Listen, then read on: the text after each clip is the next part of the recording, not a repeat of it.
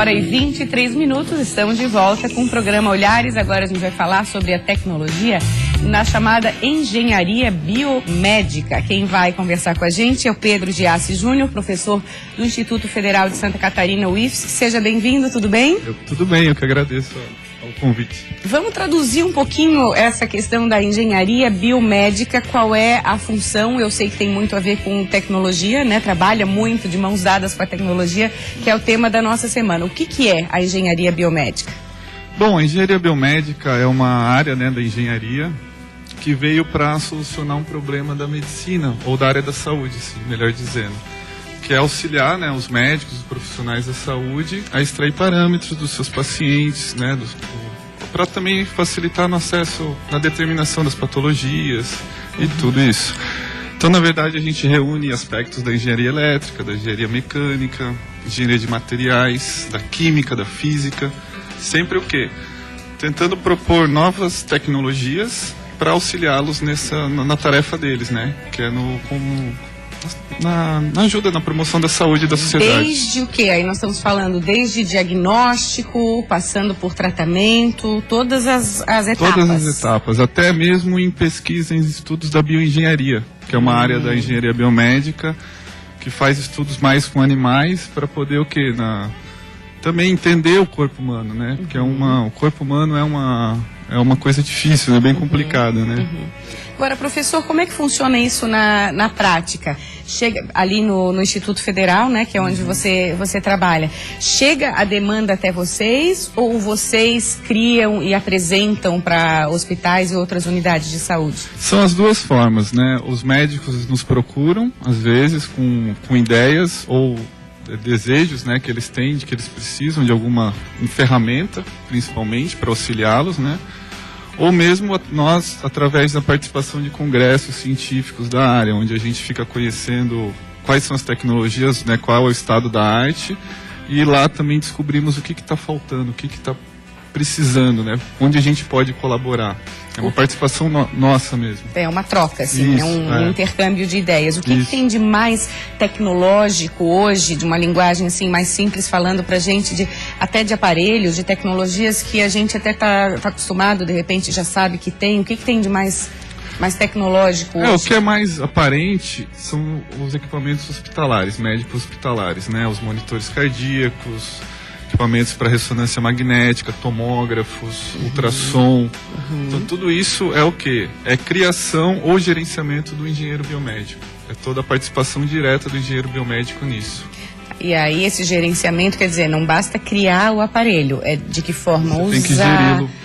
Manutenção inclui também? Você programa manutenções, porque um equipamento desse no hospital, ele para de funcionar, ele gera um prejuízo muito grande para o hospital e principalmente para os pacientes que precisam desse equipamento.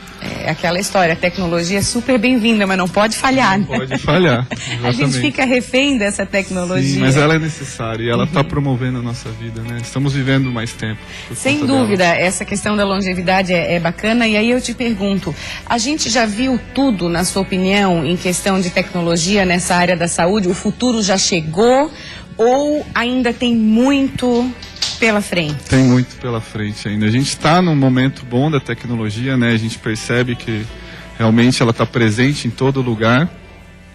Mas com a medida que a gente vai envelhecendo e a população vai vivendo mais, novas doenças vão aparecendo, novos problemas vão aparecendo e vai surgindo a necessidade de novos equipamentos para auxiliar os médicos no combate dessas novas doenças. Isso que torna essa área tão fascinante, demais. Né?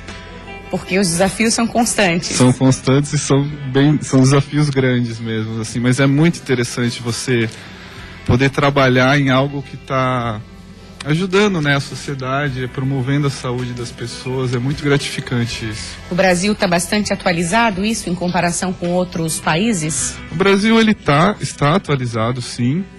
Nosso problema é que a gente importa muita tecnologia de fora e a gente precisa estimular e desenvolver novas tecnologias, a gente precisa atuar mais nesse aspecto. Até para poder baratear o custo. Poder baratear, que são equipamentos caríssimos. Né? O estímulo, principalmente a empresas, startups, pode ser um caminho, né? É um caminho muito interessante, eu diria até que é o caminho que mais cresce, o setor que mais cresce nessa área. porque as empresas, né, a maioria das empresas que desenvolvem tecnologia médica são, né, de fora, e elas têm interesse em vir apenas comercializar aqui, não desenvolver, né, tecnologia. E as startups, elas são elas dão essa oportunidade de você criar uma empresa e efetivamente criar um produto novo que vai colaborar nessa área. E aí se tornar competitivo também no mercado. No mercado. E Florianópolis é um grande polo de desenvolvimento de tecnologia, também na área da saúde. Muito interessante isso. Tá, ok. Muito obrigada, professor Pedro, pela conversa. Preciso perguntar se você jogava Atari. Lembra do Atari? Lembro, jogava. A gente denuncia a idade aqui, sabe? Falando disso. Que tem uma informação bem bacana que eu vou passar para os nossos telespectadores. Obrigada. Quem não lembra, né, gente, do Atari, um dos primeiros videogames lançado lá na década de 70, década de 80, pois ele está sendo reinventado. Olha só que legal. O produto é chamado de Atari Flashback 7. O aparelho será lançado em novembro nos Estados Unidos por $65, cerca de R$200. Já está disponível para pré-venda no exterior e garanto deve ter fila, né? O pessoal saudosista adora. Além disso, a empresa decidiu lançar uma versão portátil do console. É o Atari Flashback Ultimate Portable. A diferença entre os dois sistemas é que a versão portátil terá apenas 60 jogos, enquanto que o console normal virá com 101 jogos. Mas o portátil permitirá a inserção de outros jogos através de uma entrada para cartão de memória SD.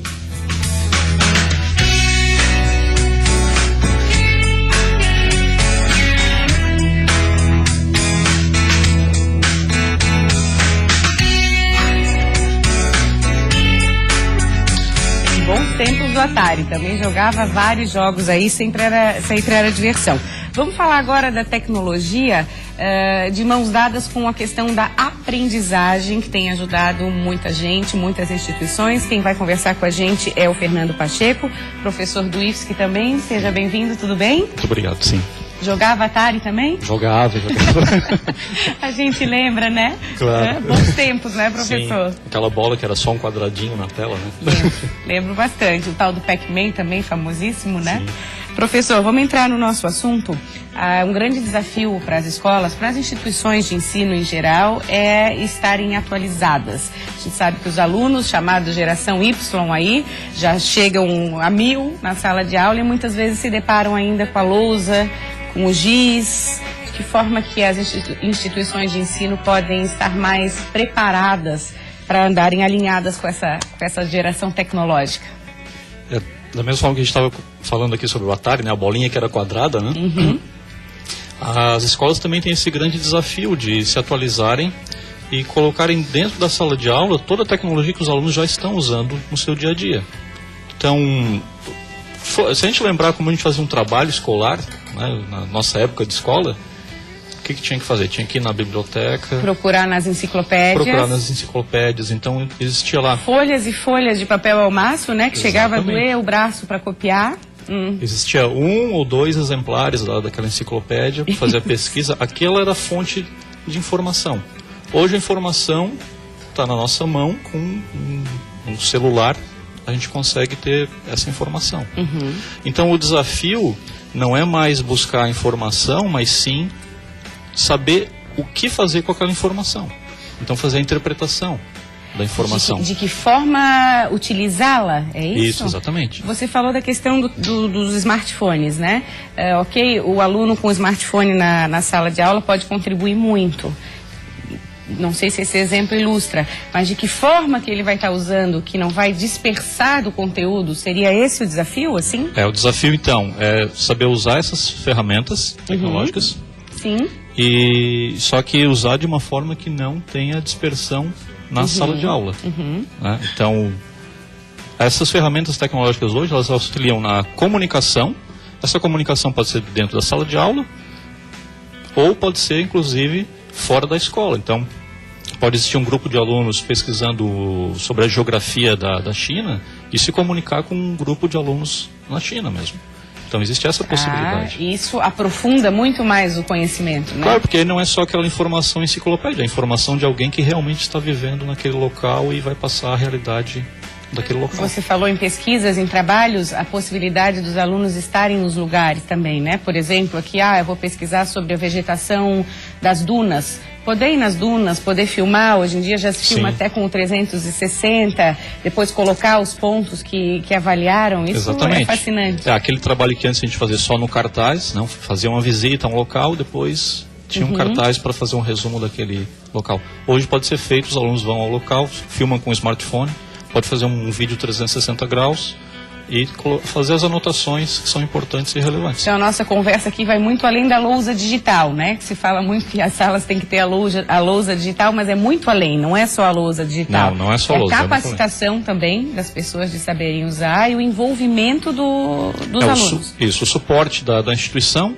capacitação do professor, né? E o apoio por parte dos alunos também. Tem um vídeo que a gente vai chamar, que é a inclusão de jogos também, né, nos conteúdos. Vamos dar uma olhada e depois a gente comenta. Que esse o que são, professor?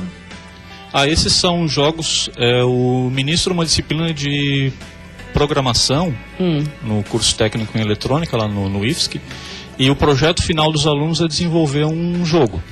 E então a ideia de ter um projeto final, claro que ela é muito motivadora para eles, principalmente quando envolve jogo, né?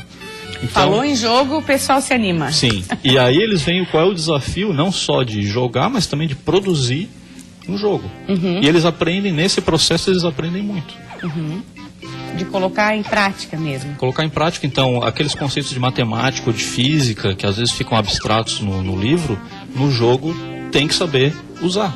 Porque quando tem lá uma bolinha que sai de um lugar e chega no outro, como que eu vou fazer esse movimento matemático? Isso que você está falando, essa semana vieram alunos do SESI de Brusque, que vão participar de uma Olimpíada de Robótica Nacional, e a gente viu o brilho no olhar deles, assim, de poder estarem colocando em prática o aprendizado. E já é comprovado, né, que a prática ensina muito. Claro, a prática ensina e é pela prática realmente que a gente acaba aprendendo, né? Então só ouvir, a retenção é pequena. Quando realmente coloca em prática, tem um aprendizado pleno. O que mais, assim, dá pra gente pensar, professor, numa sala de aula ideal hoje, que esteja alinhada com essa tecnologia toda que tem à disposição? Tudo acaba sendo muito rápido, né? O avanço acaba sendo muito rápido. Então vai depender, das condições da escola, mas mesmo para aquelas escolas que não têm tantos recursos, como eu falei, hoje os alunos têm uma ferramenta super importante, super atualizada, que é o smartphone. E se o professor conhece e sabe como usar bem isso em sala de aula, dá para fazer muita coisa legal. Já dá para é um primeiro passo. É um primeiro passo assim. E bem importante. Vai estimular, né, aí da escola também. Sim, é porque o que a gente vê fora do ambiente escolar é todo esse mundo de tecnologia, de coisas novas, né? Então, antigamente, eu queria conversar com alguém que estava à distância, tinha que mandar uma carta, isso levava tempo. Hoje é instantâneo.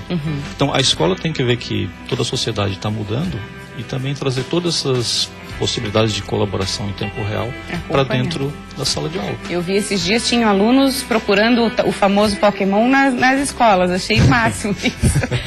Teve escolas que liberaram, assim, na hora do recreio, pode caçar Pokémon? Pode, já foi uma diversão total. Isso também é estar em dia, alinhado, né? Claro, a tendência. Sim, não pode. A escola, ela está dentro da sociedade, ela não é um ente isolado, ela tem que estar integrada. E o Pokémon é um exemplo interessante porque mostra como essa tecnologia de realidade aumentada está cada vez mais próxima do nosso dia a dia.